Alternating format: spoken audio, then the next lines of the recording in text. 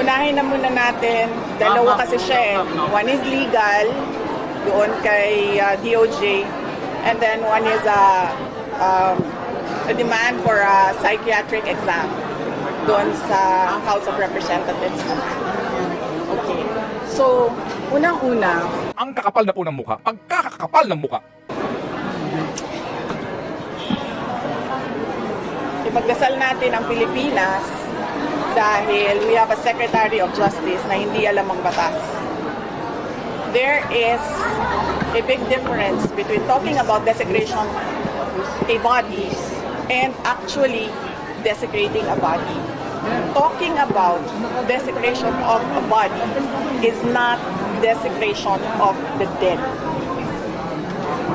Dapat sana siguro, as a lawyer, maintindihan niya yon agad. But apparently, sabi nga ng iba, pag mabilis ka, meron talagang mga mabagal ang pick-up. It's the one and only Digo Double.